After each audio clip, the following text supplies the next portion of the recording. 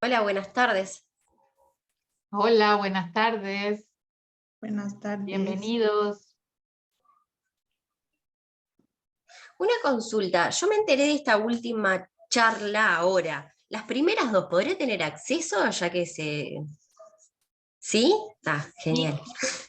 Sí, porque las dos están grabadas, o sea que te tienes que comunicar con la secretaria de la LSP. Mandas un mail al mail que estaba encabezando el flyer y le solicitas que te lo envíe. No, pero Perfecto. más fácil que No. te metas a nuestro Facebook. Acá está María Mercedes, dile. Hola. Mira, es más fácil que te metas a nuestro Facebook, nuestro Facebook, y ahí están grabadas todas. No necesitas, o sea, puedes acceder sin ningún problema. Perfecto, muchísimas gracias a todas. Bueno, ok, chao.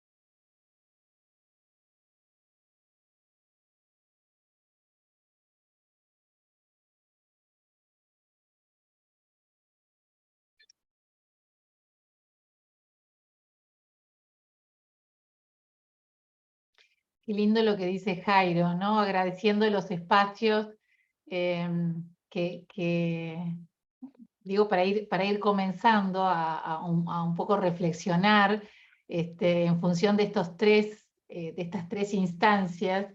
Desde la Comisión de Psicología hemos quedado sumamente satisfechos y con todos los participantes súper contentos y agradecidos por la participación tan linda, tan comprometida, ¿no? De tan lindo nivel. La verdad que fue una apuesta que fue novedosa, que surgió así en el seno de la comisión, pero bueno, qué necesidad y qué avidez por espacios para colegas, para compartir con colegas esto de pensar juntos.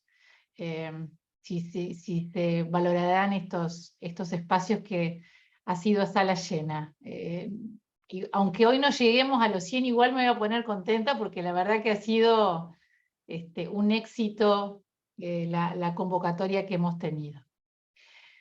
Y esta cosa mancomunada de sentir que estamos recorriendo América, ¿no? En todos los pueblitos y la pandemia nos generó muchos costos, pero también nos acercó un montón a través del Zoom, ¿no? Así que bueno, si les parece,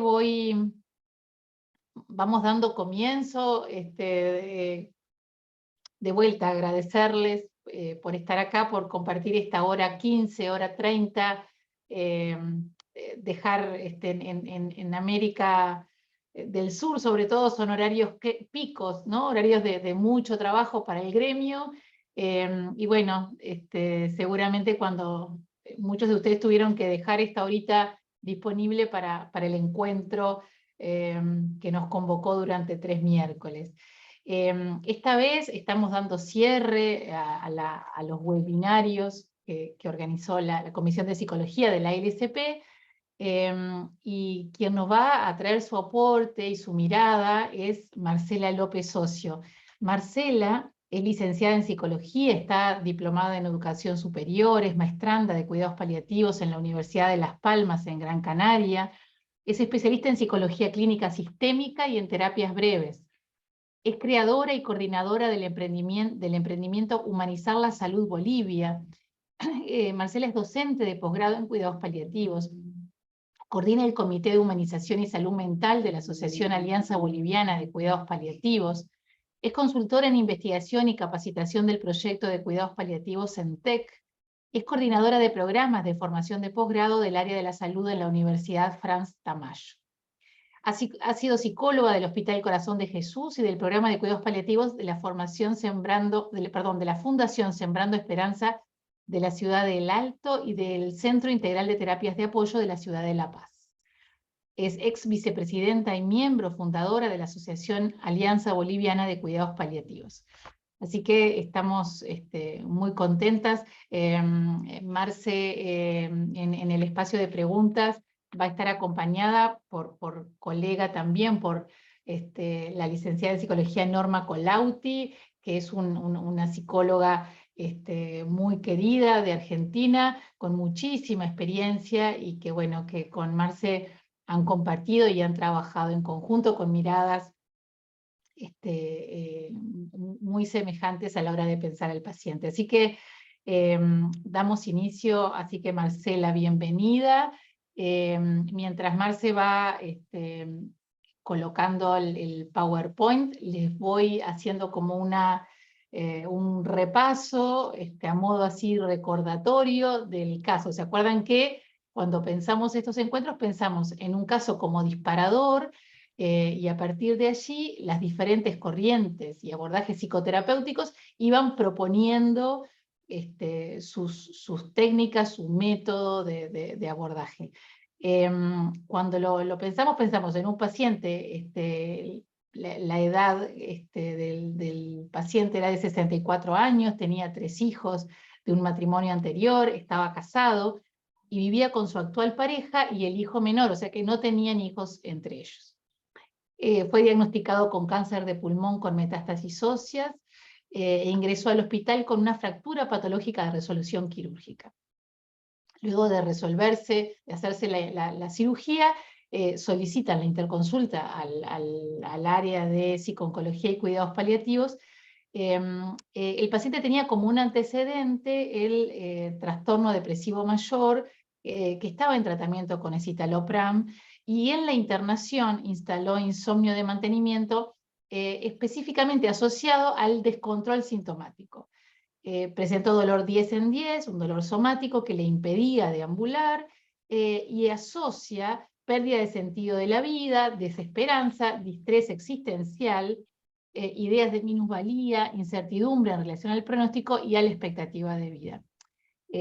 Nos parecía que la génesis de cuando pensamos el caso tenía que ver con el deseo de adelantar la muerte que el paciente había verbalizado en relación a la vivencia de sufrimiento.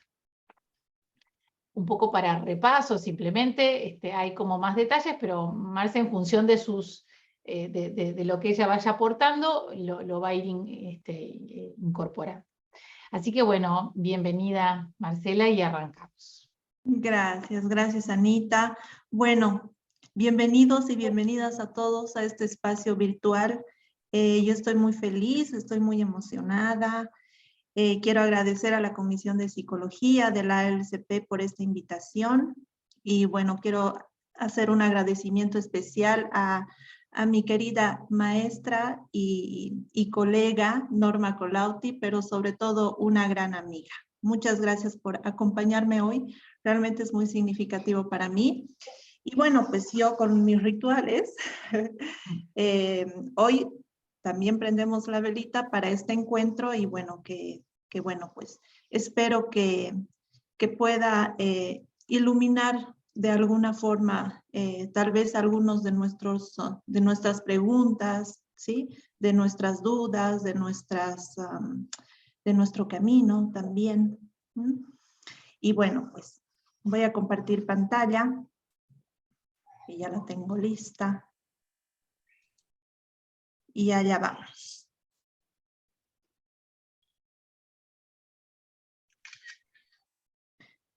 Bien, hoy nos vamos a encontrar con esta mirada humanista existencial. Ya vamos a entender por qué. Quiero empezar con esta frase de Irving Yalom, un psicoterapeuta existencialista, que dice: lo que cura es el vínculo. Esta es una imagen de las manos de mi mamá sosteniendo las manos de su esposo y de su suegra que ya han partido. Y bueno, me ha parecido lindo, ¿no? Y significativo traerla acá y compartirla con ustedes porque creo que mi mami es mi primera maestra de psicología humanista. Y bueno, pues vamos a empezar con las bases. ¿De dónde viene esta mirada? ¿Sí? ¿De dónde viene este abordaje? ¿Cuáles son las bases filosóficas, epistemológicas? Y quiero introducir con esto, ¿sí? Para que nos empecemos a empapar, ¿sí? Para que nos pongamos todos la camiseta fenomenológica existencialista, ¿sí? La camiseta humanista. Y vamos a empezar con esta expresión que es el epogé. Seguramente muchos de ustedes la han escuchado, han oído hablar de ella. Es una expresión griega que toma la fenomenología esta expresión y que quiere decir hacer una pausa, ¿sí? A nuestros juicios. Cuando hacemos epogé, todos nuestros juicios, todos nuestros conocimientos previos, todas nuestras ideas y nuestros pensamientos, las ponemos entre paréntesis. ¿Para qué? Para darnos la oportunidad de poder abrirme a la experiencia de la otra persona, ¿sí? A la fenomenología de la otra persona, al otro fenómeno. ¿Ok? Entonces, epogé, hacemos una pausa. Hacemos una pausa a nuestros juicios. Y cuando hacemos terapia, hacemos una pausa para poder encontrarnos realmente con el otro, desde el lugar y desde la mirada del otro. Como cuando somos niños, ¿no? Como cuando éramos niños, o como cuando observamos a los niños, ¿no? Que están inmersos en lo que están haciendo, en su actividad, en lo que están mirando o en lo que están escuchando, sin esos conocimientos previos, ¿no? O sin esos juicios, de una manera más pura, ¿sí? Más natural. La fenomenología es el estudio de la experiencia ocasionada por la percepción de la información brindada por nuestros sentidos. ¿Sí? Acá hablamos de un conocimiento subjetivo. Es una filosofía sin presuposiciones. Bueno, él es Husserl, uno de los principales representantes de esta filosofía, ¿no? Y él crea el método fenomenológico que se aplica para la investigación, pero también para la psicología y para la psicoterapia. Un método que busca comprender sin explicar. Un método que es descriptivo. Un método en el cual no buscamos la causa, sino simplemente estamos atentos a cómo se van presentando los fenómenos y los vamos describiendo. Este método nos invita a tomar conciencia también de nuestros juicios para que no influencien en lo que piensan las otras personas. Porque lo que nos interesa es conocer la experiencia del otro. Entonces es interesante porque acá también nos hace tomar conciencia, ¿no?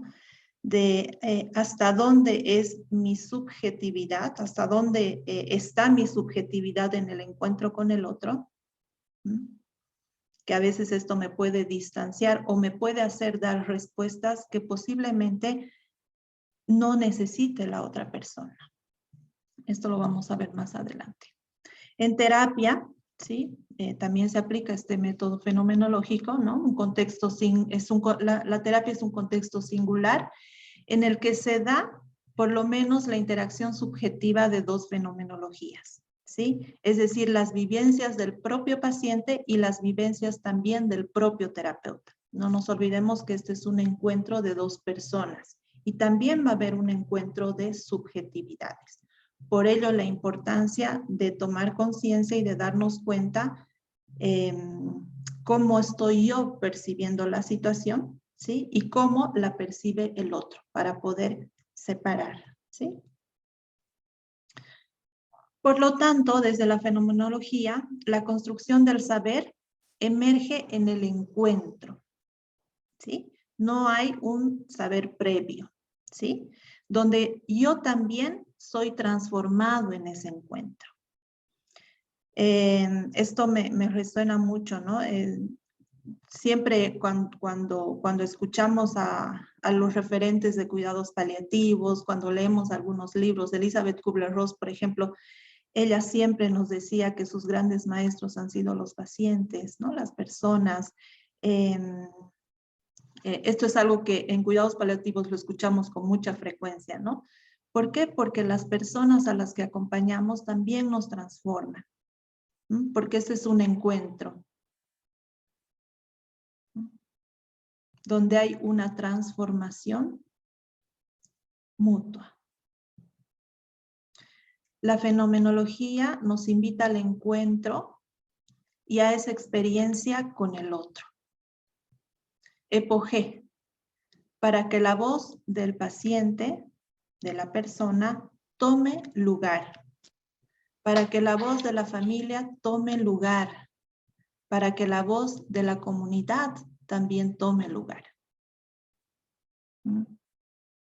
Este año el lema de los cuidados paliativos es sanando corazones y comunidades, porque se ha querido incluir la importancia que tiene la comunidad en el acompañamiento, ¿sí?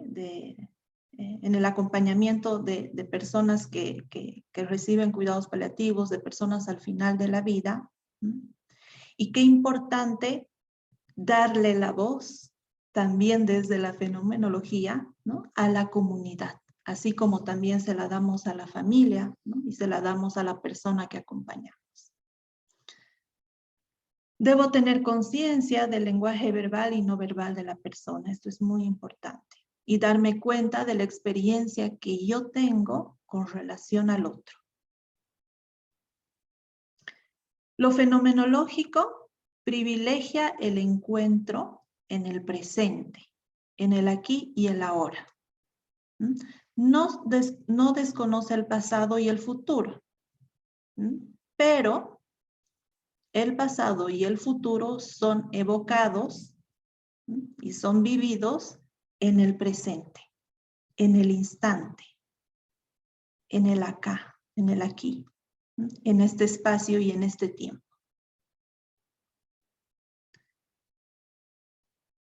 Es importante, ¿sí? Saber que si bien yo hago epogé, ¿sí? Pongo en pausa mis juicios para poder abrirme a la experiencia de la otra persona, también, ¿sí? Puedo poner a dialogar, ¿sí? Esa experiencia del otro con mis saberes previos, ¿sí? Pero hacer un diálogo. Y esto, sobre todo después de la terapia, ¿no? Esto cuando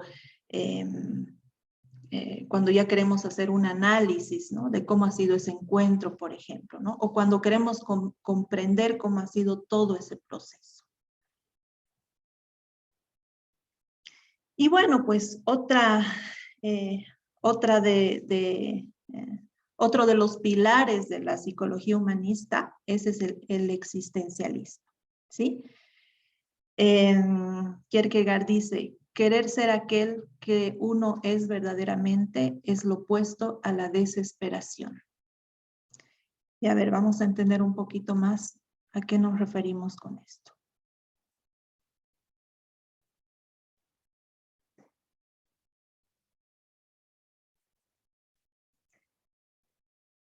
Kierkegaard le habla al hombre concreto que sufre, ¿sí? Dice, él se da cuenta, ¿no? De que cada persona es un ser único y que este individuo está sometido a las cosas que le ocurren en su vida cotidiana, con lo cual cada experiencia es una existencia, cada existencia es una existencia única. Es por ello que este filósofo plantea que si se quiere describir y analizar a una persona en particular, a la que tiene que recurrir antes que a nada, ¿sí? Es a su propia persona y a su propia vida. Por ello es que decimos que el experto, ¿sí?, en lo que le pasa, el experto en su propia existencia es la propia persona, ¿sí? Por ello también es tan importante esta mirada fenomenológica, ¿no es cierto? Porque es cómo la otra persona se percibe a sí misma, ¿sí? Tiene sus propias vivencias, tiene su propia experiencia, ¿sí?, de la situación. Bueno, él es Heidegger, es otro de los representantes de la filosofía existencialista. Él dice, la existencia no depende de la voluntad, sino que somos arrojados a este mundo y sabemos que es inevitable que nuestra vida termine. La aceptación de estos hechos, así como la comprensión de que somos una parte más del mundo, permite dar sentido a la vida. Heidegger conceptualiza esto como el proyecto del ser en el mundo, ¿sí? Es decir, nosotros le vamos a ir dando el sentido a nuestra vida, ¿sí? Vamos a ir construyendo este sentido, ¿sí?, en un espacio y en un tiempo, ¿no? En el mundo, ¿sí? Somos parte del mundo. Y es allí donde vamos a ir dándole sentido a nuestra existencia. Sartre, que también, bueno, es el principal representante del existencialismo, dice que la existencia precede a la esencia, ¿no?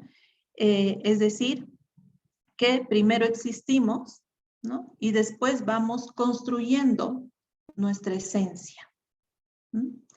Él dice que el hombre es un ser para sí, tiene conciencia, es indefinido y se construye todo el tiempo a través de sus decisiones. Es decir, nunca dejamos de construirnos, ¿no? Nunca dejamos de buscarle el sentido a las cosas. Y nunca dejamos de buscarle el sentido el para qué estamos aquí. Venimos al mundo sin un propósito, dice. Somos libres de elegir nuestro propósito, por eso somos libres, porque nos creamos una esencia. Por eso la libertad produce angustia y debemos saber lidiar con ella. Un hombre, dice, es lo que hace con lo que hicieron de él. Esto es muy fuerte, ¿no? Es muy significativo porque nos habla de libertad, ¿sí? Es decir, esta libertad que tenemos de darle sentido, ¿no? De darle esta esencia a nuestra existencia, ¿sí? Y que nosotros somos responsables de ello. Y esto en el proceso terapéutico humanista, ¿no? Se hace mucho énfasis en ello, ¿no? Porque es la otra persona que a partir de su libertad va a ir andando, ¿sí? Va a ir encontrando sus propios sentidos, sus propias experiencias, sus propios significados. Y la otra persona es la responsable de su propio proceso. Es así que nace a partir de estas dos corrientes filosóficas, la psicología humanista existencialista. No es una escuela propiamente dicha, ¿sí? Es más bien un movimiento, ¿sí? Se la considera la tercera fuerza, ¿no? En su momento se la consideró la tercera fuerza después del psicoanálisis y después del conductismo, ¿no? Y bueno, pues se genera todo un movimiento de psicólogos que rescata la individualidad de la persona, alejándolo del reduccionismo y el determinismo y ubicando al individuo como el centro.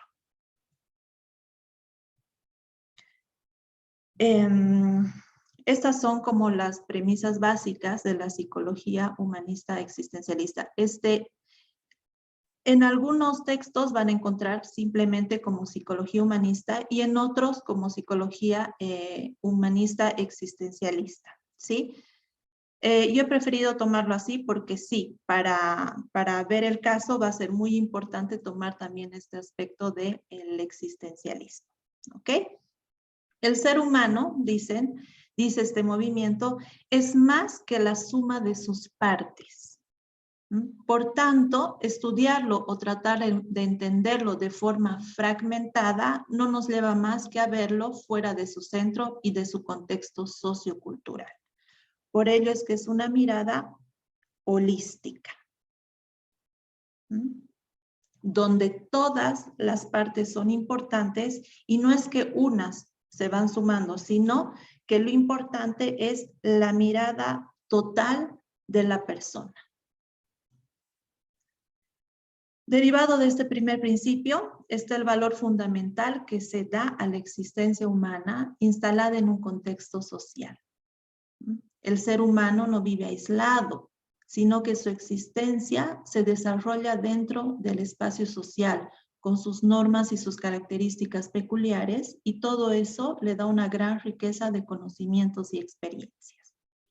Entonces, cuando acompañamos a las personas, las vamos a acompañar con el todo, ¿no es cierto?, dentro de ese espacio en el que se desenvuelve. Por ello, tan importante de incluir en cuidados paliativos a la familia y a la comunidad. Y de poder comprender desde el lugar y desde el espacio del otro, ¿no? También desde ese su espacio social.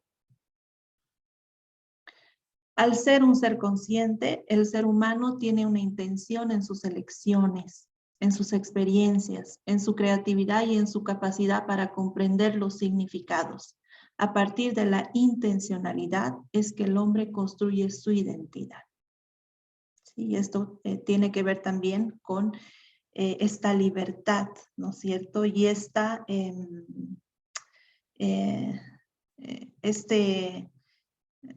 aspecto, esta fortaleza del ser humano, ¿no es cierto? Que puede elegir, ¿sí? Y que puede generar una intención en sus acciones y en sus experiencias.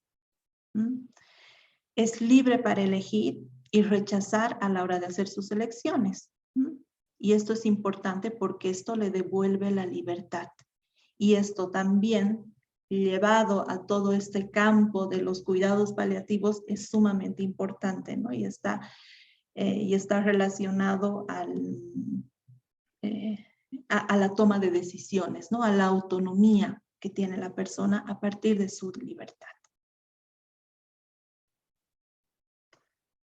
La psicoterapia humanista es un desarrollo posterior de la psicología humanista, ¿sí? Hacia una ciencia aplicada de lo intersubjetivo con el objetivo de superar el sufrimiento psicológico, explorando y transformando la experiencia del paciente en el contexto de sus relaciones. Esta sería como una definición, ¿no? Así muy, muy general de la psicoterapia humanista. Solo les voy a mencionar brevemente, así que estos son las principales psicoterapias humanistas. Les pongo acá una referencia, esto está en internet, ¿sí? Es una página que se llama Psicoactiva y esta, bueno, estos tipos de psicoterapias, los que los estoy presentando están en base a esta página porque, bueno, es una página que va actualizando constantemente la información y esta ha sido actualizada en septiembre de este año, ¿no? Entonces, que considera que dentro de las psicoterapias humanistas estarían estas, ¿ok? La terapia Gestalt, el análisis transaccional, la psicología transpersonal, la terapia de las necesidades humanas, la logoterapia, la psicoterapia existencial, La terapia breve es centrada en las soluciones que, y acá voy a hacer un paréntesis, ¿sí? Porque bueno, el primer día, en el primer encuentro que tuvimos, surgió una pregunta si esta terapia se podía aplicar en este tipo de casos. Si bien la terapia breve centrada en las soluciones nace de la psicología sistémica, ¿sí? Y es constructivista, ¿ok? Tiene un enfoque humanista. ¿Sí? Por ello es que, si ustedes ven en algunos artículos, la consideran también como una psicoterapia humanista. Nosotros en Bolivia realmente tenemos son muy poquitas las posibilidades de formación en psicoterapia. ¿Sí? Y una de ellas son las terapias breves. Esta terapia junto con la terapia narrativa, sé por las experiencias de mis compañeras, ¿sí? Y bueno, también es la que yo he aplicado, nos ha funcionado muy bien en cuidados paliativos. ¿Por qué? Especialmente, bueno, en Bolivia, al haber muy poco acceso, todavía los cuidados paliativos no se han desarrollado, falta mucho, ¿no? Falta mucho por avanzar. En una gran mayoría, ¿sí? Los pacientes llegan ya en una etapa final de vida, incluso en situación de últimos días, ¿no? Y realmente no nos da mucho tiempo para poder hacer un proceso, ¿no? Ni con el paciente ni con la familia. Y hemos visto que este tipo de terapia realmente puede ser una buena herramienta, ¿no? Para acompañar ya casi al final, ¿no? Porque además es como muy práctica. Se centra en la solución, se centra en los recursos, ¿sí? Que tienen las familias, que tienen las personas, ¿sí? Para poder hacer un proceso un poco más breve también.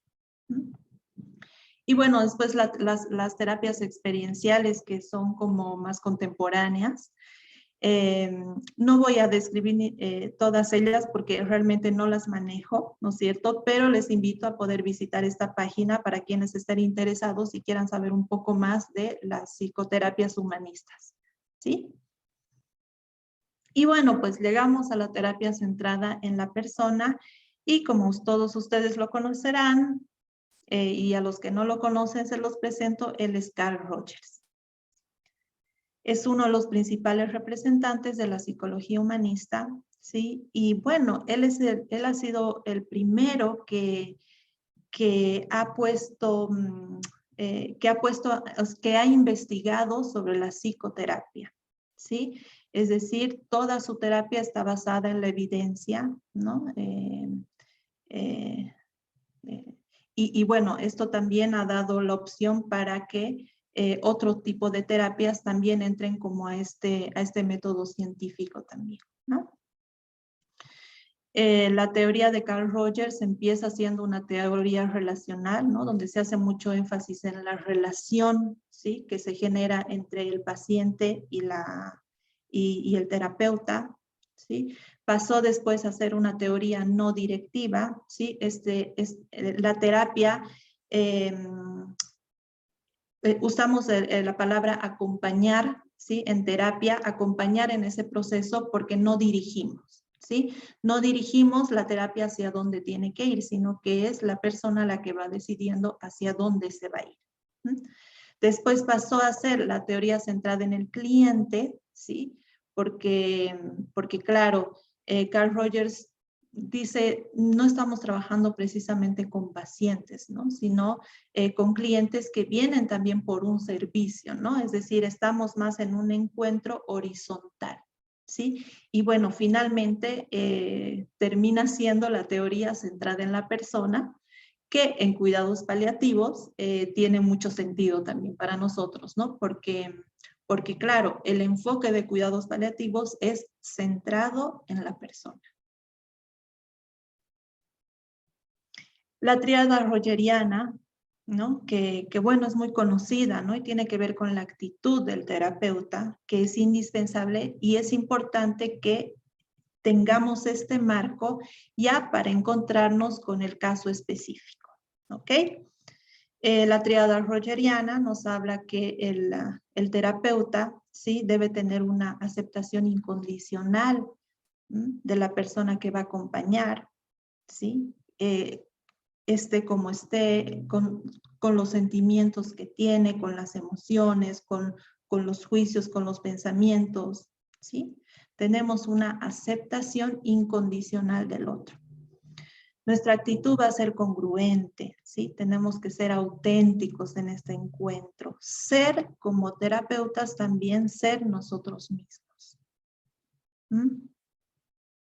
Y bueno, pues también desarrollar en nosotros la empatía, que tiene que ver con el comprender la experiencia del otro, ¿sí? Poder comprender, no precisamente ponerse en el lugar del otro, porque cada cual está en su lugar, ¿no? Sino, sería como quitarle el lugar al otro, ¿no? Sino comprender al otro, ¿sí? A partir también de la experiencia que yo en algún momento tuve, ¿no? Cuando el otro tiene miedo, cuando el otro está triste, cuando el otro está enojado, poder comprender, porque yo también en algún momento me sentí así. Y bueno, el grupo de espiritualidad de la SECPAL plantea dar como un paso más a estas actitudes, ¿no? El grupo de espiritualidad de la Sociedad Española de Cuidados Paliativos. Que bueno, me ha parecido pertinente y bonito traerlo a este momento, ¿sí? Pasar de una aceptación incondicional a la hospitalidad, ¿sí? Es decir, crear este ambiente hospitalario para recibir al otro, ¿sí? Ser yo una persona hospitalaria para poder abrir la experiencia al otro, abrir las puertas, ¿sí? Es como una casa, ¿no? Como que yo soy la casa que va a abrir las puertas al otro para poder ingresar y lo voy a recibir de manera incondicional y lo voy a aceptar como es y como está. De la congruencia a la presencia, ¿no? Es decir, de ser nosotros auténticos, congruentes entre lo que pensamos, sentimos y hacemos, a la presencia plena, es decir, al estar presente en este momento, en este instante, con el otro. Ya que mi atención esté en este momento conectada con el otro.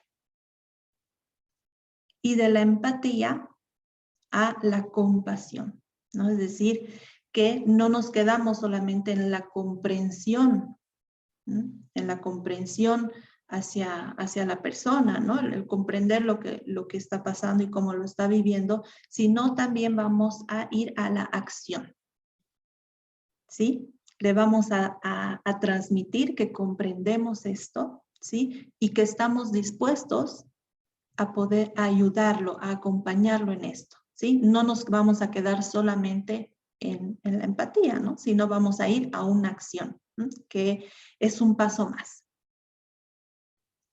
Entonces, este es el contexto. He querido empezar con esto para envolvernos un poco en esta mirada, ¿no? Es decir, para desde este lugar humanista, fenomenológico, existencialista, vayamos al encuentro con el otro. Y bueno, pues vamos a ir al encuentro con la persona, que es el caso que Anita nos ha mencionado en un inicio de esta exposición, ¿sí? Ha dado así como el encuadre, ¿no? del caso. Bueno, saber que el deseo de adelantar la muerte, que es el caso que estamos presentando, que desde ahora lo vamos a llamar DAM, ¿sí? Podría entenderse como un fenómeno reactivo frente al sufrimiento, ¿sí? Que se da en el contexto de enfermedades que pueden suponer una amenaza para la vida por el cual el paciente no ve otra salida que acabar con su vida. Este deseo puede expresarse de forma espontánea o también puede ser expresado si es que se le ha preguntado a la persona. ¿Ok? Pero debe ser diferenciado de la aceptación de la muerte inminente o de un deseo de morir de forma natural, aunque preferiblemente pronto. El DAM puede surgir en respuesta a uno o más factores, incluyendo los síntomas físicos, tanto los presentes como los previstos, ¿sí? Tal vez esos síntomas que la persona puede anticipar o que probablemente se vayan a presentar.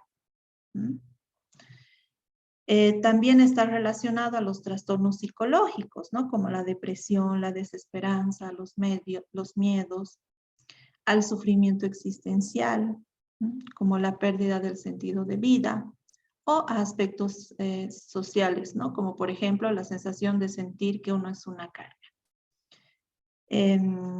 Esta definición la he sacado de Balaguer y colaboradores, ¿no? Que explica muy concretamente a qué nos referimos con DAM y que es muy importante también poder diferenciarlo de la depresión, ¿sí? Saber que es un fenómeno reactivo frente a un sufrimiento y sabemos que el sufrimiento, ¿sí? Es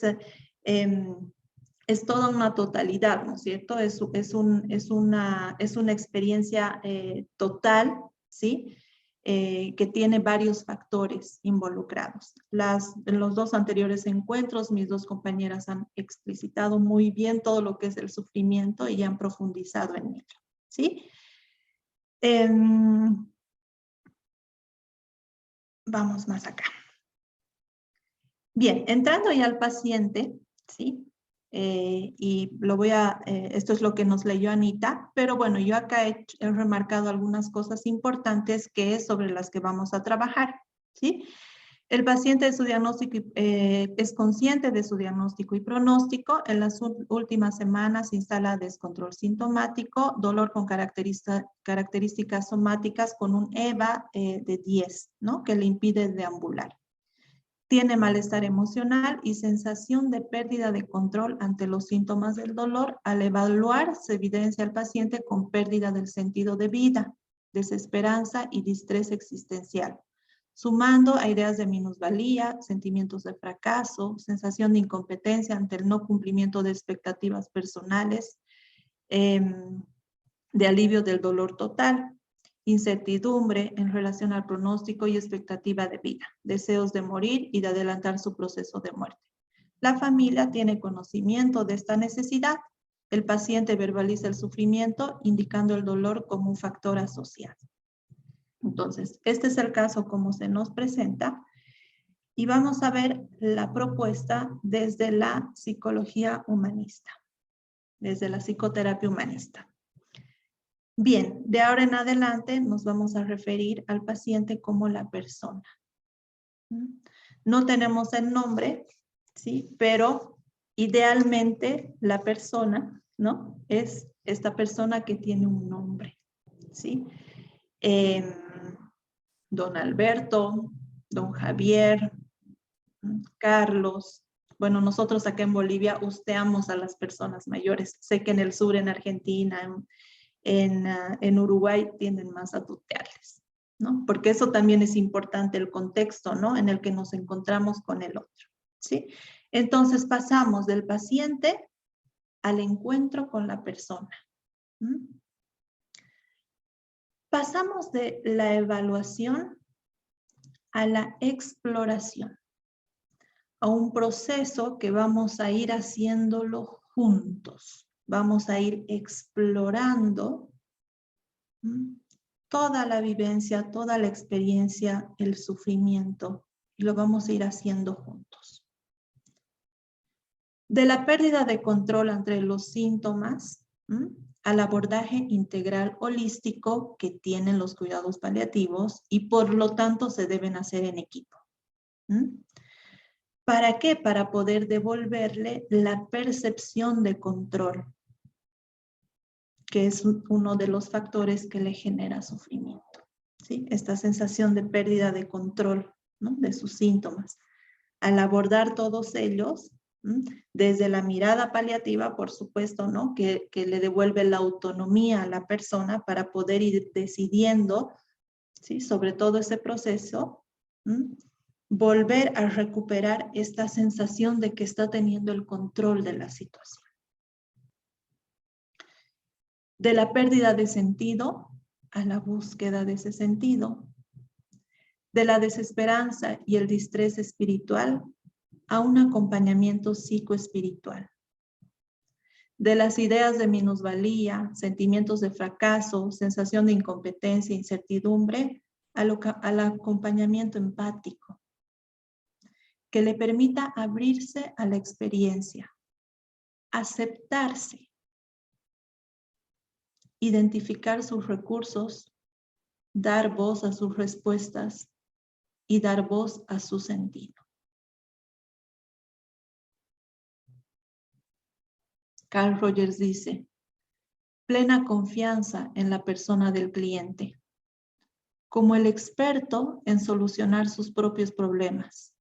Por tanto, la persona no es un elemento pasivo, sino más bien es un elemento activo, ¿sí? Rechazo al papel directivo del facilitador o del terapeuta, ¿no? Y el cambio a una posición de horizontalidad con respecto al cliente, evitando colocarse como figura de autoridad. En este encuentro horizontal en el que vamos a ir acompañando al otro, ¿sí? Desde su experiencia, desde sus significados. Nosotros, los terapeutas, nos volvemos facilitadores, solamente, porque el experto es el otro.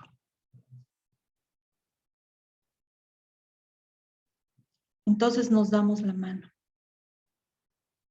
y caminamos juntos. Y ahí está nuestro accionar, ¿no? El acompañar al otro, hacia donde el otro quiera ir. Haciendo pausas cuando el otro quiera tener esas pausas. A través de nuestra presencia plena, a través de nuestra compasión y de nuestra hospitalidad.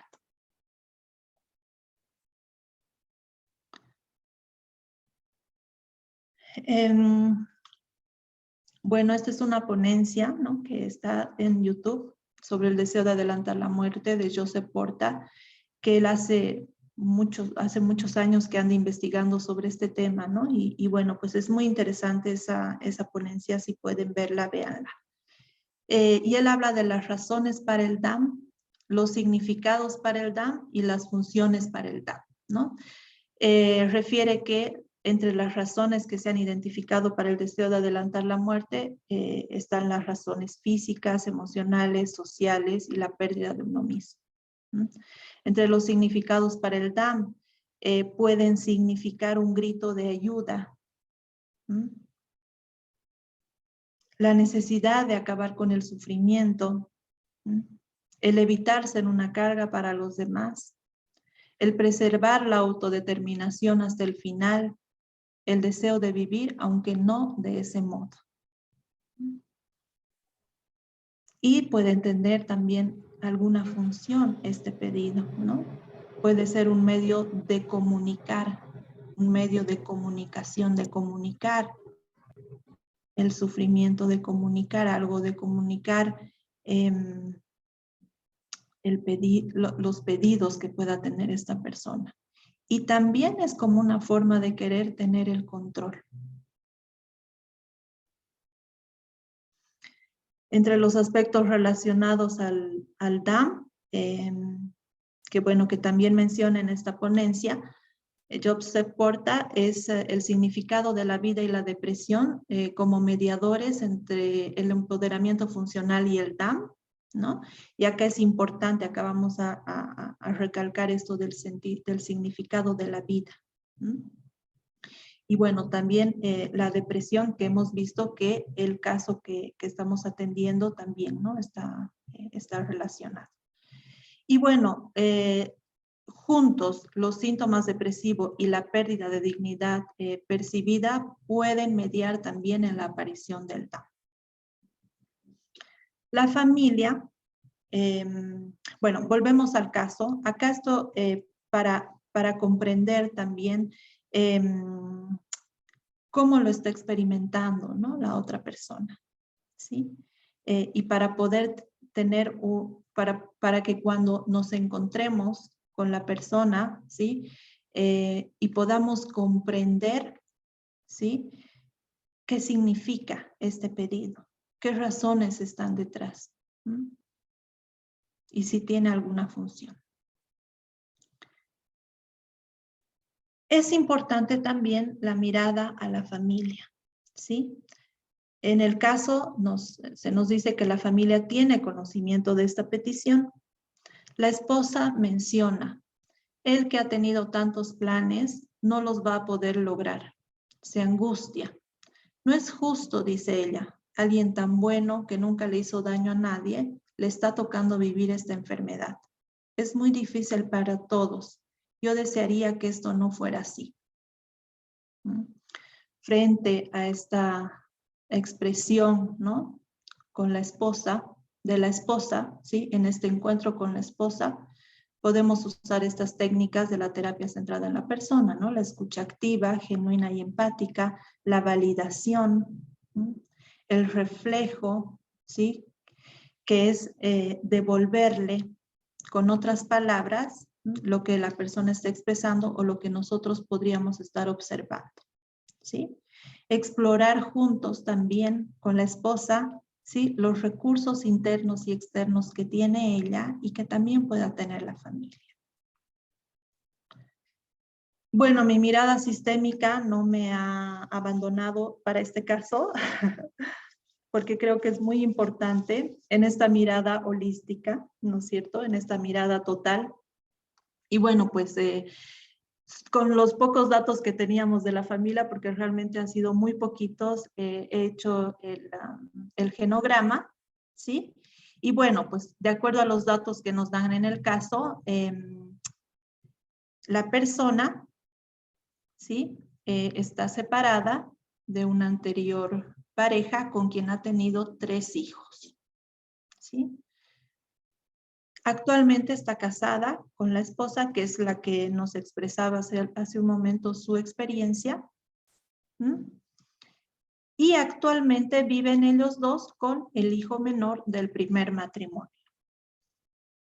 Entonces, esto es más o menos para poder comprender también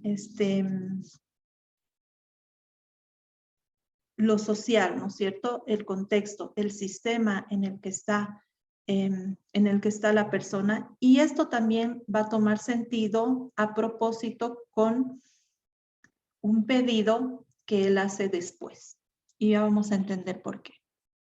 Bien, la persona expresa, ¿sí? El paciente, la persona nos dice, este es un tema que solo he hablado con usted. No tolero vivir más con dolor, así no puedo seguir. Esto es insoportable. La persona ha contemplado la posibilidad de activar el protocolo de eutanasia, planteo que se evidencia principalmente en las crisis de dolor. Evidentemente acá, la acción del equipo de cuidados paliativos es fundamental, ¿no? Porque de inicio la persona asocia, ¿no? A todo este sufrimiento al dolor, ¿sí? Imagínense, está con un dolor de 10, ¿no? Con un EVA de 10, imagínense lo terrible que está haciendo para la persona, ¿no es cierto?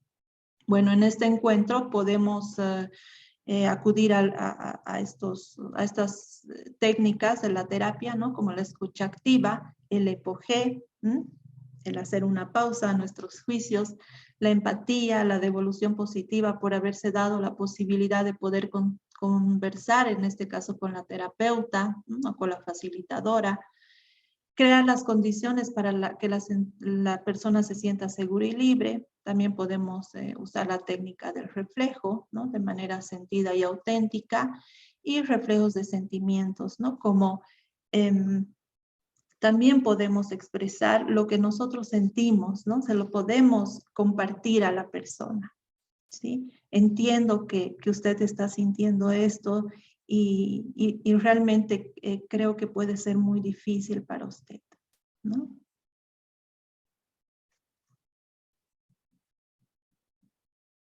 Y bueno, esta es una parte, es como la segunda parte del caso, ¿no? Que nos compartieron y que bueno, que en realidad creo yo, ¿no? Que la puerta está acá, ¿sí? La puerta para el proceso terapéutico y para este acompañamiento, ¿sí? La persona está en compañía de su esposa. Bueno, esto suponemos que es después de que ya se ha puesto en acción, ¿sí? Toda la intervención del equipo de cuidados paliativos, ¿no es cierto? Ya hay un buen control de síntomas, ¿sí? Entonces, por supuesto que ya el dolor ha bajado. Entonces, estas son las expresiones que se presentan por parte de la persona, ¿sí? En un primer seguimiento, ¿ok? La persona está en compañía de su esposa, refiere mejor control de los síntomas del dolor. Él expresa, tuve la oportunidad de hablar abiertamente con los médicos del dolor. Se evidencia apertura con el médico paliativista para lograr recuperar su bienestar, distrés espiritual, pérdida de control y cuestionamientos con respecto a la pérdida de control. Y él dice, ¿yo qué hice para merecer esto que me está pasando? Quisiera más tiempo para hablar con mi esposa. Necesito tiempo para hablar con mi esposa. Necesito tiempo para reconciliarme con mi historia de vida y con mis hijos. La verdad, yo sí quisiera morir, pero a veces pienso en cómo podría vivir con este dolor.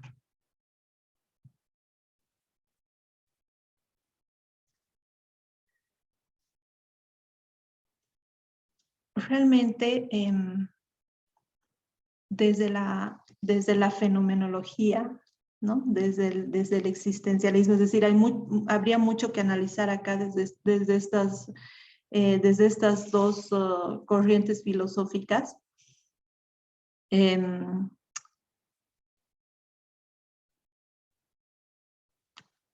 Acá es la persona, ¿sí? La que nos pone, ¿sí? Y la que pone frente a sí misma, ¿sí? Los objetivos terapéuticos, ¿no? Él es el experto en lo que le está pasando y él es el que sabe qué es lo que necesita. ¿Mm? Ante estas expresiones, nosotros podemos reflejar también los sentimientos, ¿sí?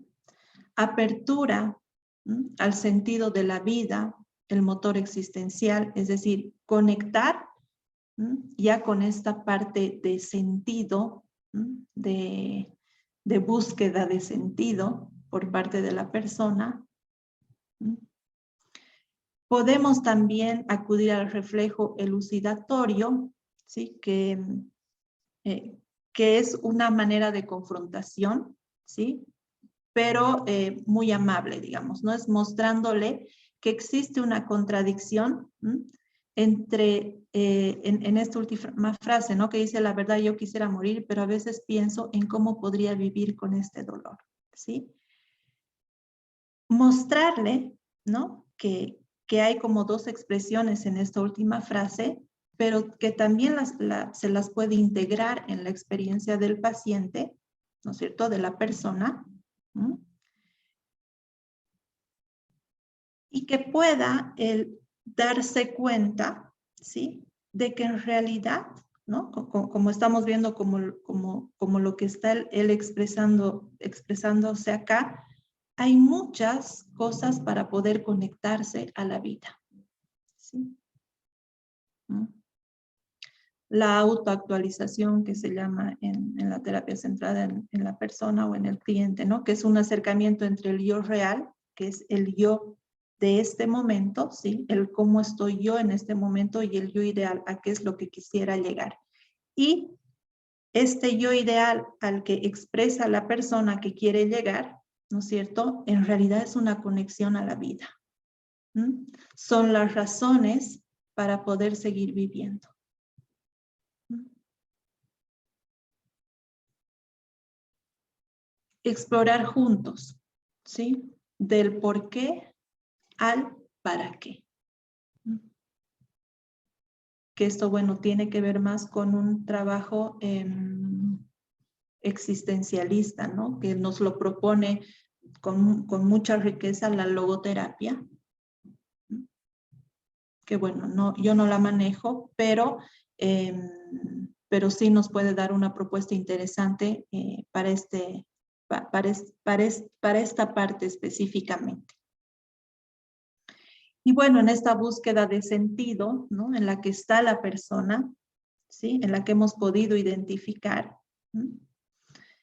podemos ver que él busca una comunicación con su esposa, ¿sí? Con poder conversar, poder hablar más con su esposa. Esto es lo que él está necesitando, ¿sí? Y estos dos elementos fundamentales que son la reconciliación con sus hijos y con su historia de vida. ¿Mm? Entonces, en realidad esta es una puerta, es una gran puerta, es una puerta abierta, ¿sí? Planteada por la persona, no es planteada por el terapeuta o el facilitador, sino por la persona, porque esto es lo que está necesitando y es allá hacia donde tenemos que ir, acompañando al lado del otro.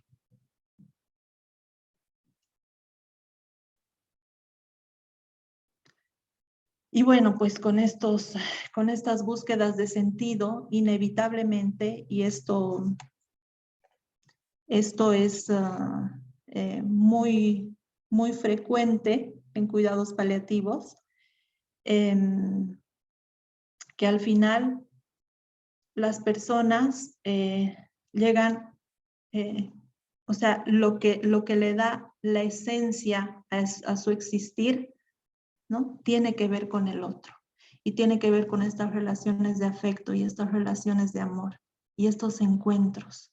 Por ello es que es tan importante el acompañar en este proceso también a la familia, ¿no? A sus seres queridos.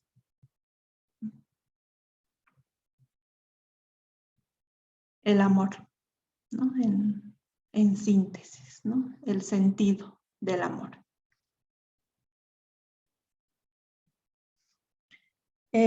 Bueno, esta es una tesis muy interesante, ¿no? De Mariona Guerrero, que ella hace, bueno, ella hace un análisis, ¿no? De muchos estudios del sentido de la vida y el deseo de adelantar la muerte en pacientes con enfermedad avanzada.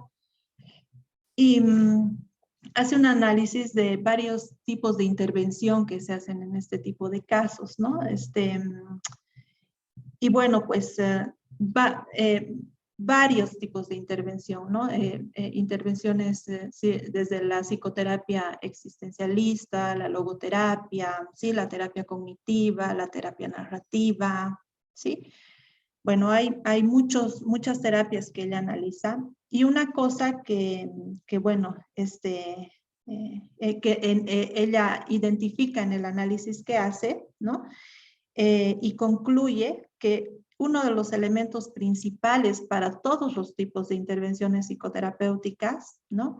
Que es la clave, dice ella, es el encuentro interpersonal que se genera, ¿sí? En cualquier tipo de psicoterapia que se aplique a estos tipos de casos. ¿Mm? Y bueno, pues, ¿no? El encuentro interpersonal es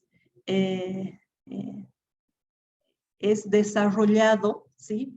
Por la teoría de Carl Rogers especialmente, ¿no? Quien ha hecho mucho énfasis en la relación, ¿no es cierto? En la relación con el otro, en esta relación que sana, ¿no es cierto? En esta relación que genera el cambio, ¿no es cierto?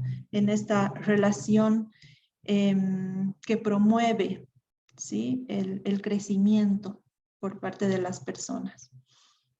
Y bueno, pues esto también está asociado a mucha evidencia en cuidados paliativos específicamente, ¿no? Sobre el uso sobre la relación de ayuda o el counseling, ¿no? Que nace de la terapia centrada en el cliente de Carl Rogers y que es una de las más utilizadas en cuidados paliativos, ¿no? Hay mucha evidencia al respecto, estoy presentando solo algunas, ¿no? Entonces, gracias a esta relación se puede trabajar el sentido, el propósito, la dignidad, el bienestar existencial y la espiritualidad, ¿no? También se pueden trabajar, bueno, en variables como el sufrimiento, la calidad de vida, ¿no? La angustia existencial y la angustia por dependencia. Entonces, solo menciono algunas evidencias para que conectemos, ¿no? Realmente esta mirada paliativa, ¿no? Está directamente relacionada con la mirada humanista. Por eso yo creo que todos quienes hacemos cuidados paliativos, psicólogos y no psicólogos, hacemos psicología humanista también. Entonces, bueno, pues Carl Rogers nos dice, la relación terapéutica es en sí misma una experiencia de crecimiento, nos dice, ¿no? No es una preparación para el cambio, sino es ya el cambio, ¿sí? La propia relación. Y bueno, finalmente presentar esta cita de Carl Rogers que dice, mi interés por la psicoterapia me ha llevado a interesarme por todo tipo de relación de ayuda. Con estos términos quiero significar toda relación en la que al menos una de las partes intenta promover en el otro el desarrollo, la maduración y la capacidad de funcionar mejor y enfrentar la vida de manera más adecuada. El otro, en este contexto, puede ser un individuo o un grupo. En otras palabras, podríamos definir la relación de ayuda diciendo que es aquella en la que uno de los participantes intenta hacer surgir de una o ambas partes una mejor apreciación y expresión de los recursos latentes del individuo y un uso más funcional de estos.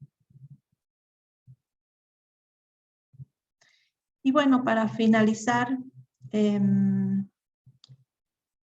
bueno, yo creo, yo siento y yo experimento que nuestra principal herramienta es la escucha, ¿sí? Es el escuchar al otro, porque solo escuchando nos vamos a poder abrir a la experiencia, ¿sí? Pero escuchar tiene que ver también con escuchar no solo las palabras, sino también los sentimientos y también las emociones. Es como escuchar música. Y aquí voy a traer también mi experiencia con la música, ¿sí? Mi colega, que también es mi papá y con quien hemos hecho musicoterapia, me ha enseñado esto, ¿no? Y bueno, pues creo que es una linda metáfora para cerrar esta exposición, ¿no? Cuando estamos en el encuentro con otro, es como escuchar una canción, ¿no? Donde escuchamos la letra que nos está diciendo algo a través de las palabras, pero también esa letra está acompañada de música, que nos hace conectar con las emociones del otro, que nos hace encontrarnos y escuchar la letra y la música. Lo que dice, cómo lo dice, lo que expresa, lo que nos transmite desde su experiencia, desde su emoción, desde su vivencia. Pero también la música, para que sea música, tiene que tener pausas, ¿sí? En el pentagrama musical, cuando vemos las notas musicales, hay un símbolo que es una rayita, ¿sí? Una nota que es una rayita que significa pausa y que significa silencio, porque para que una música sea música se necesitan momentos de pausa y de silencio. Y sí, nos vamos a encontrar también con estos momentos de silencio, porque allá donde no hayan respuestas, donde nosotros como acompañantes no vamos a tener la respuesta, y posiblemente en muchos casos las personas a las que acompañemos tampoco encuentren estas respuestas, pues habrán estos momentos de silencio y estaremos presentes también allí, en el silencio de este misterio, ¿no? El misterio de la vida y el misterio de la muerte, porque el silencio también es una respuesta y es una forma de estar y acompañar al otro. Muchas gracias. Bueno, muchísimas gracias, Marce, fue súper lindo escucharte. Mientras escuchaba, iba tratando de integrar estos 3 encuentros que por suerte fueron bien sistematizados, y fue cuando tuvimos la primera, yo le comentaba a mis compañeras cómo cada uno, yo siento que aportó su caja de herramientas a un objetivo que era tratar de dar respuesta a qué pasa cuando un paciente que muy frecuentemente nos toca en nuestra praxis vivirlo, nos plantea adelantar la muerte. No en este caso específico de la eutanasia, porque en el caso del paciente real había solicitado disparar el protocolo, porque vivía en Colombia, pero en estos otros países en donde no está legalizada la eutanasia, solemos escuchar planteos que de alguna forma nos traducen el sufrimiento, ¿no? La necesidad de desaparecer ante múltiples causas, con diferentes grados y diferentes presentaciones de este sufrimiento, ¿no?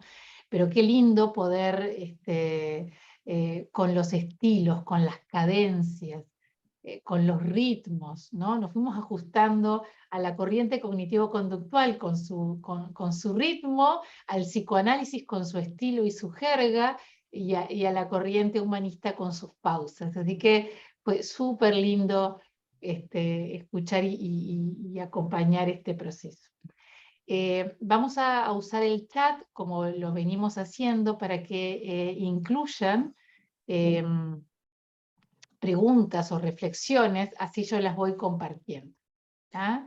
Sí, y bueno, a mí tal vez me gustaría invitar a Norma como para que se antes sume. de pasar a las preguntas, para que sume algo más a esta presentación y que me acompañe también. Ahora, gracias Norma, bienvenida. Bueno, muchísimas gracias. La verdad es que no sé qué más podría agregar, porque realmente ha sido muy completa tu presentación, tanto en conocimientos como en los sentimientos y todo el afecto que pusiste en ello. Así que la verdad que lo primero que hago es felicitarte. Realmente ha sido una presentación muy linda y me parece que, como vos decís, muy adecuada para que todos los paliativistas podamos tener esta mirada humanizadora, que al fin y al cabo es una mirada humanizadora de la salud, ¿no? ¿Qué podría decir? Y podría decir que es fundamental lo que vos ya dijiste, que desde la corriente humanista se hace mucho hincapié en la libertad personal, ¿no? El ser humano es un ser libre, pero también tiene que aprender a ejercer esa libertad con responsabilidad. Por otro lado, tener presente la experiencia presente y un aspecto muy importante, el respeto a la dignidad humana, ¿no? Y en esto sabemos que al menos desde una teoría que es la personalista en ética, pero que también es humanista, considera de que todo ser humano es digno por el solo hecho de serlo, más allá de las condiciones en las que se encuentre. Entonces, el respeto a la dignidad en este paciente podría estar puesto en respetar sus deseos, sus decisiones, ¿no?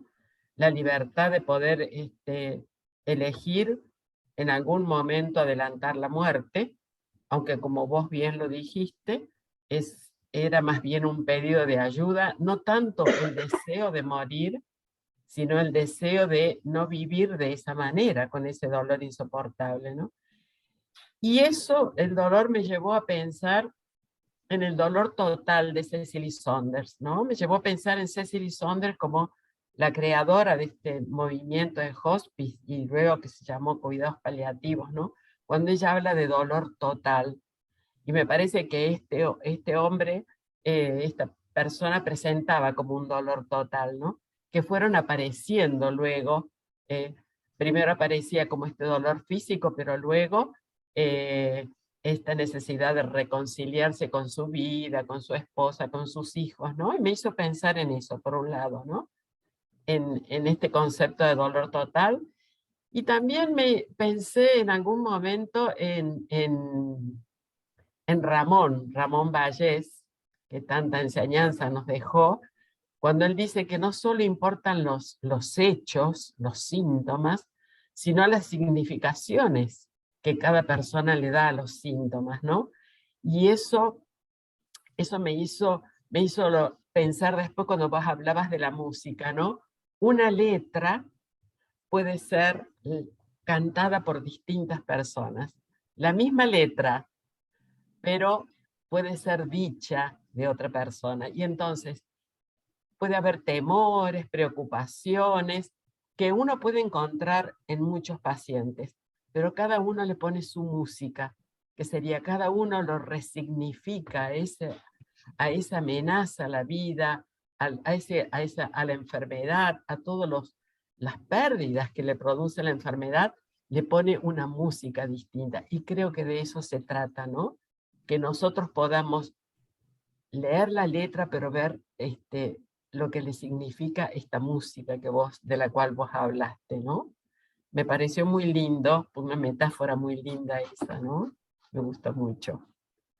Pero bueno, no sé, he ido pensando muchas cosas, en todo caso, si... Y para Norma, para ajustarnos a los tiempos, les voy a compartir las preguntas. Las preguntas han sido muchas reflexiones.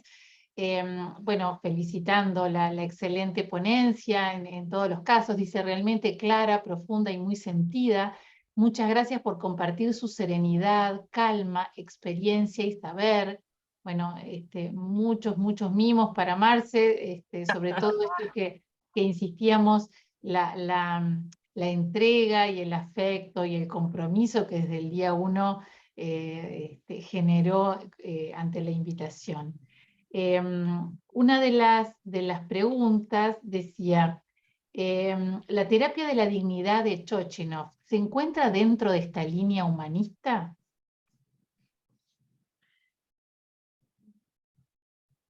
Podríamos considerarla que sí, en el sentido de que hay un respeto de parte de Chochinov hacia la dignidad de la persona, ¿no? Yo creo que si bien él no, por lo que yo he leído y conozco de él, no lo ha incorporado, pero me parece que si lo miramos desde esta posición podríamos decir que es una mirada humanista, ¿no? Sí, tiene esa mirada humanista, ¿no? Aunque usa técnicas más cognitivas, me parece, ¿no? Es como que estaría más, la forma de abordar, digamos, más desde la terapia cognitiva, pero evidentemente tiene un enfoque humanista. Les hago otra pregunta. Dice, Giovanna propone 2 preguntas. Dice, en el caso de que la persona esté equivocada en su percepción de lo que siente y vive, aunque sea él experto, ¿cómo validamos lo que nos presenta?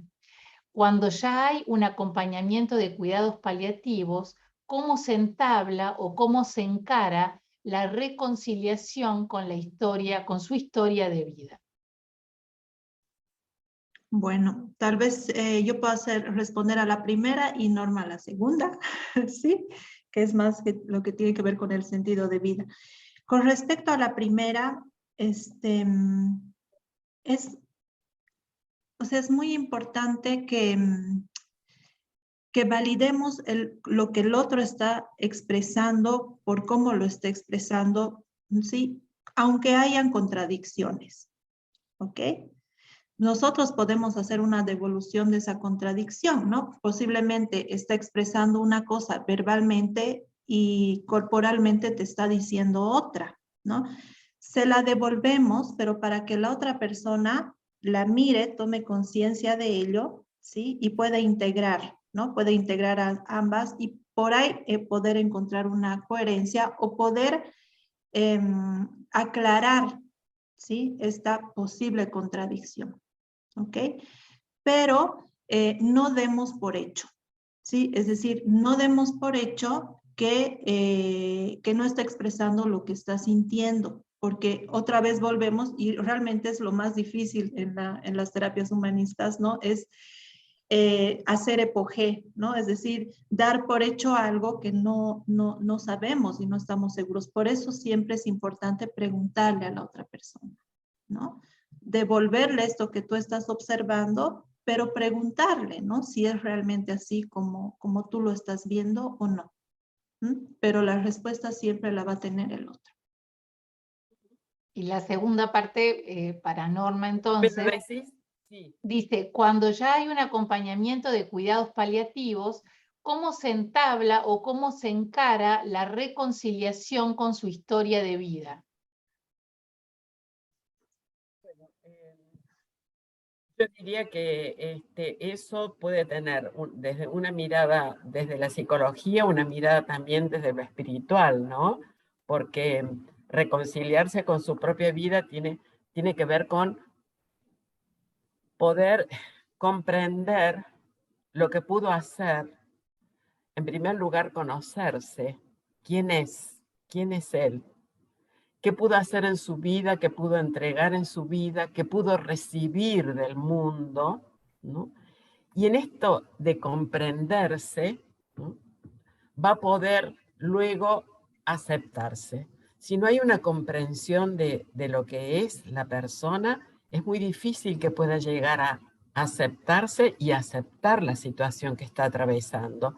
Entonces me parece que eso es como el camino, ¿no? Que hay que realizar para que pueda reconciliarse con su propia vida, ¿no? Allí también entra la autocompasión, de la que desde la mirada humanista es tan importante, ¿no?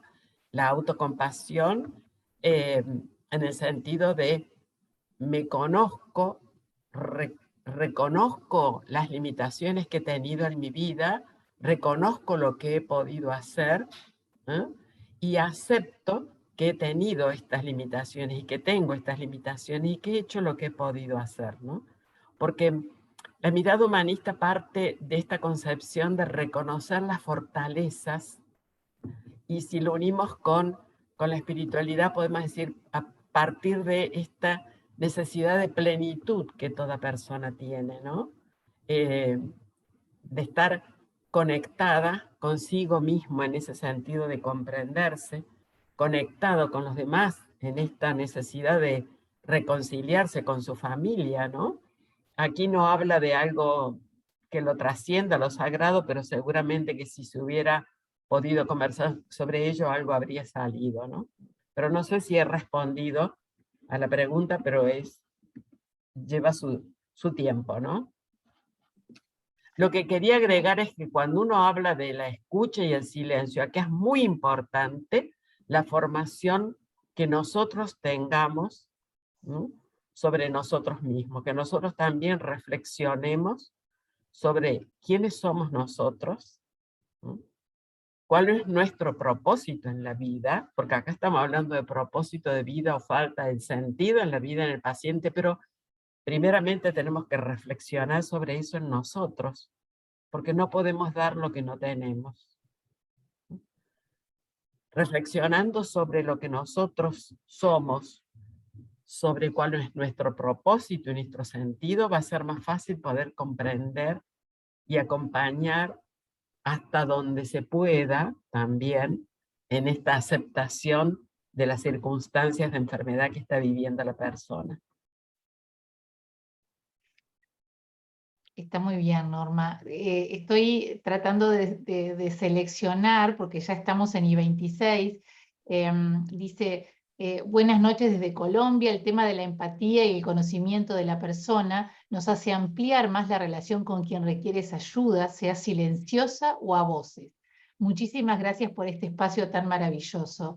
Bueno, los agradecimientos así se van generando en cada una de las participaciones. Marcos dice, nos gustaría seguir aprendiendo de la ponente. ¿Tiene algún modo de continuar con la enseñanza, tipo videoconferencias? Me encuentro muy interesado. Así que, Marce, capaz que estaría bueno poner cómo te encuentran, Sí. incluir el tema de las redes en el chat, así...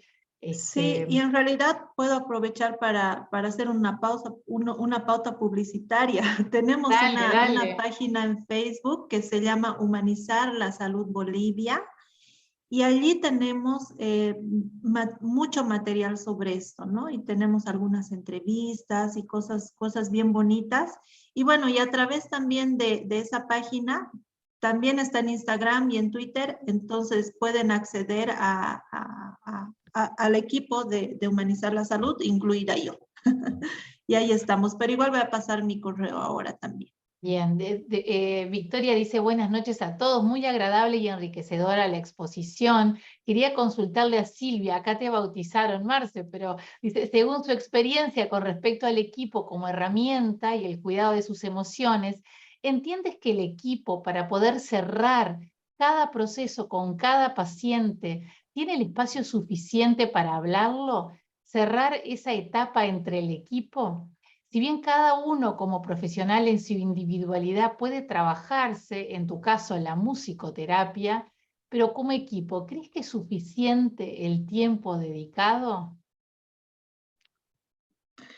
Bueno, si no es suficiente, hay que abrir un tiempo para ello, ¿no? En realidad es sumamente importante, ¿sí? Que después de cada encuentro con las personas y con sus familias, el equipo pueda tener un espacio, no solamente para intercambiar lo relacionado con la terapéutica, con las intervenciones, sino también para poder compartir cómo nos hemos sentido nosotros, ¿sí? Si han quedado resonando algunas cosas de las personas, ¿sí? Poder compartirlo en el equipo, eso es muy sanador, ¿no? Es muy importante también, es parte del autocuidado como equipo. Y una de las maravillosas cosas que hacemos como cuidados paliativos es el trabajo en equipo, ¿no? Que esto es algo que lo podemos compartir. Entonces, sobre el tiempo, es muy necesario poder darse ese tiempo, ¿no? Para poder reunirse con el equipo.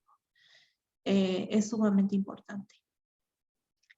Y para dar cierre, Marce, voy a leer un comentario de Gladys, que desde Paraguay nos dice, en esta relación en la que muchas veces también nosotros sanamos, me conecta con el sanador herido, dice Gladys. Gracias, Marce, querida, por este compartir tan maravilloso, este recorrido que nos hiciste desde los fundamentos de la terapia humanista existencialista, ese modo de transmitirnos con tanto amor, paciencia, nos hizo mucho más clara y amena la ponencia. Gracias, de verdad, a ti y a todo el equipo de la Comisión de Psicología de la ALSP.